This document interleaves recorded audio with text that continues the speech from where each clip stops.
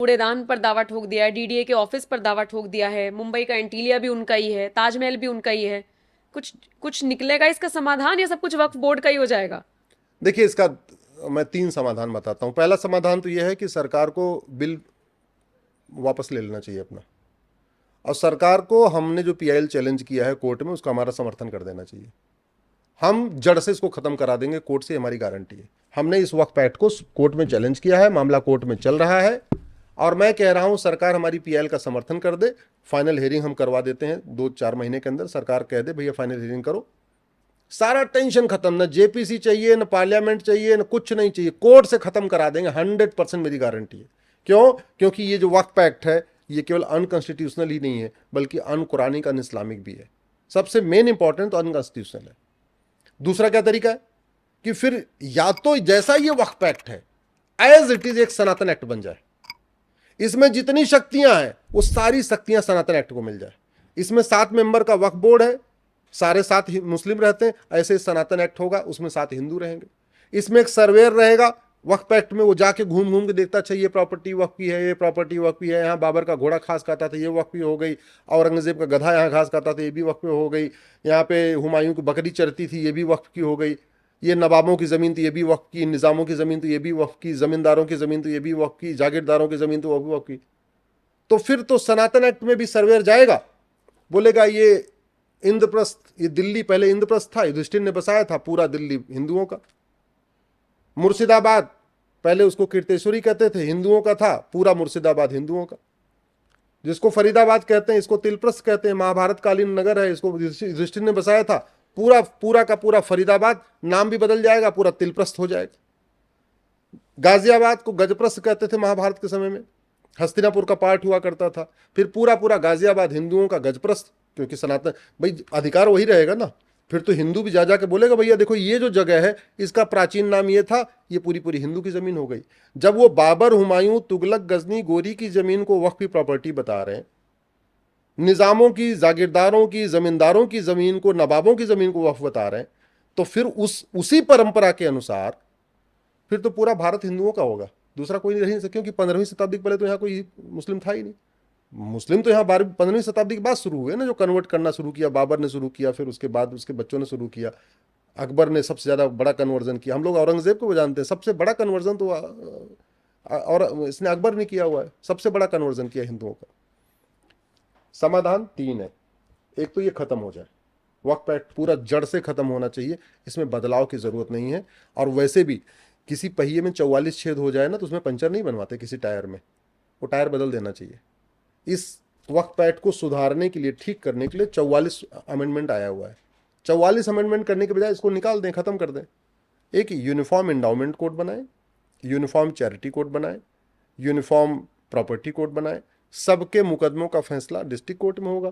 आज की डेट में क्या हो रहा है, मान लीजिए ये बदल भी गया, जो 44 अमेंडमेंट आया है, तो भी वक्फ ट्रिब्यूनल तो रहेगा, वक्फ बोर्ड तो रहेगा।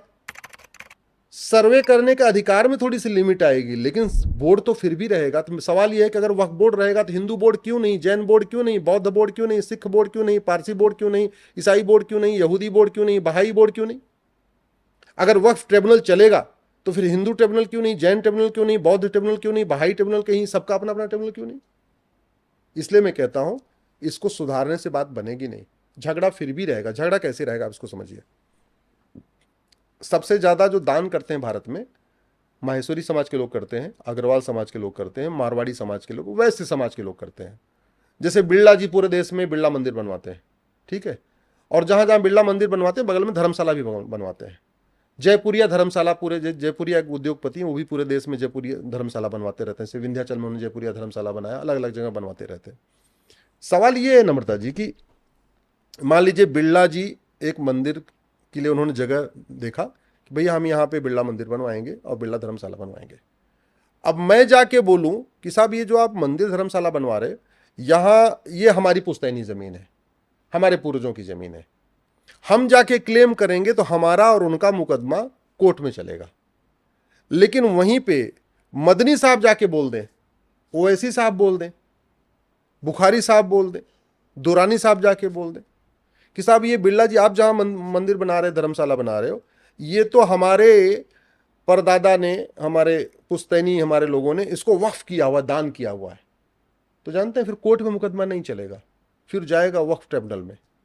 मतलब मैं कहूं बिरला जी को कि आप जहां मंदिर बना रहे हो ये हमारे परदादा ने इसको दान किया हुआ है मंदिर बनाने के लिए, फिर हमारा और बिरला जी का मुकदमा कोर्ट में। कोई क्रिश्चियन जाके बोले कि आप जहां बिरला जी मंदिर बना रहे हो ये हमारे परदादा ने इसको चर्च बनाने के लिए किया हुआ है, तो भी मुकदमा कोर्ट में। सिख जाके बोले हमारे परदादा ने इसको दान किया हुआ है अपना बनवाने के लिए, क्या बोलते हैं, गुरुद्वारा बनाने के लिए, तो भी कोर्ट में। पारसी जाके बोले बिरला जी को आप हम ये हमारी जमीन है, हम यहाँ पे फायर टेम्पल बनाएंगे, तो भी कोर्ट में। लेकिन अगर वहीं पे ओवैसी जी, दुरानी जी, बुखारी जी, मदनी जी जाके बोल दें कि ये जमीन हमारी है, हमारे पूर्वजों ने इसको वक्फ किया हुआ, वक्फ दान एक ही चीज होती है, तो मुकदमा ट्रिब्यूनल चलेगा। ऐसे नहीं हो सकता। भारत में एक भी ट्रिब्यूनल मजहब के आधार पर नहीं है। भारत का विभाजन इसीलिए हुआ था, मजहब के आधार पर हुआ था। और उस समय संविधान निर्माताओं ने कसम खाई थी कि अब भारत में मजहब के आधार पर कुछ भी नहीं चलेगा।